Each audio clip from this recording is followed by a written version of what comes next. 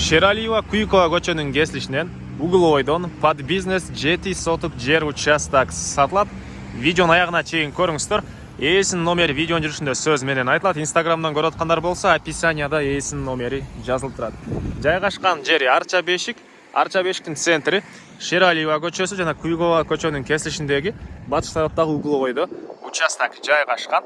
Аянты 7 соток туугандар. Бул жерге кааласаңыздар кошуналар сыяктуу дүкөн, бир кафе салып коесуздарбы, же медцентр ушу сыяктуу бир ишкерлик кылганга өтө ыңгайлуу жер экен. Аны өзүңүздөр карап көрүңүздөр. Так, түндүк чек арасы Куйкова болуп калат. Чыгыш чек арасы Шералиева, түштүк чек арасы Ал Кошуна, батыш чек арасы Бул Кошунага чейин туугандар. Участоктун узун туурасы 22 ге 32 болгон.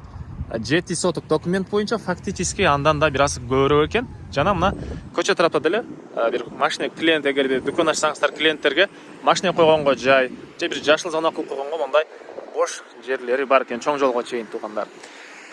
Мынакей түштүк чек арасы Бул Кошунага чейин болуп калат. Анан электр энергиясы бар жана 3 фазалуу уже киргизилген. Буга чейин магазин катары бул жерде колдонулган экен.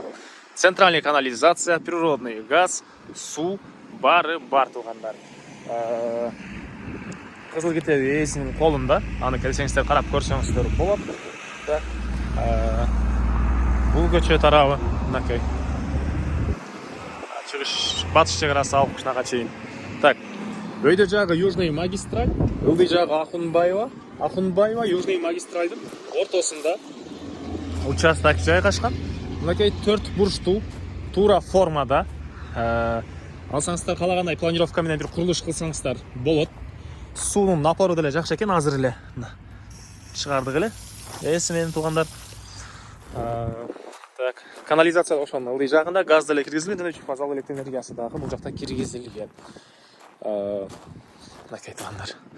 Бул тараптан дарбазасы, бул тарабынан дарбазасы. Дагы эмне маалыматы? Баасы бул участоктун $380,000 сурап атыптыр. Реальный клиенттер менен дагы сүйлөшөбүз дейт. Эсинин номери 0772 92 11 66. 0772 92 11 66 туугандар.